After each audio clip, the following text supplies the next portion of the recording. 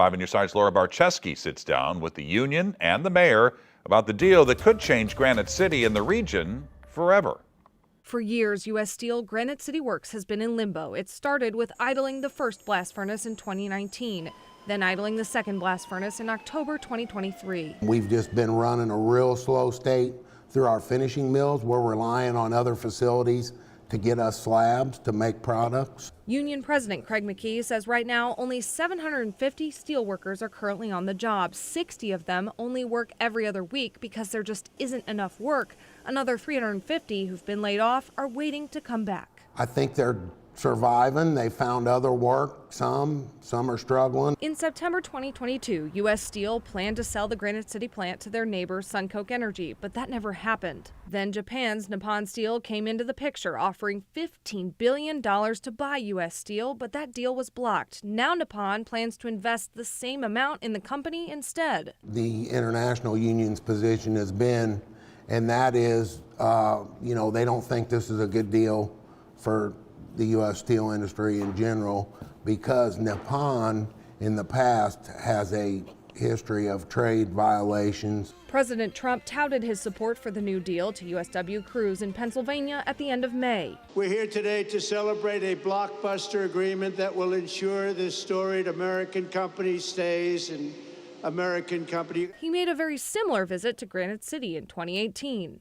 Mayor Mike Parkinson recalls it was a turning point for the plant. And I remember what a great feeling it was to have the president here really working for the people of this area and these jobs in this area. And then today, here we are in his second term, and we hear him in Washington, D.C. talking about this deal and what it's going to do for the Mon Valley and what it's going to do for U.S. Steel in Pittsburgh. But not one mention of the city that he visited in 2018. Since that visit, they've lost some of the very jobs they got back, leading to more challenges for local businesses and the city as a whole. They're not stopping for gas. They're not stopping for a beer at the local pub. Those dollars are not being spent. Congresswoman Nikki Budzinski says she's still fighting for Granite City. I'm going to continue to advocate, and I will not be supporting this acquisition by this administration unless I see investment and a commitment to Granite City. Right now, there are 3 options, including shutting down the plant for good. We're not going to know our future until that deal gets behind us, whether it's with SunCoke and that version of it, or they're going to use us to make steel in some form or fashion. The mayor of Granite City says if business leaders decide to close the steel plant, they're concerned about what happens to 1,500 acres of buildings filled with toxins and environmental hazards that sit right next to Horseshoe Lake. Are we going to let it become the next Rust Belt? Is that what the EPA is going to let happen here? Or are promises going to be kept that we're going to make them clean this place up?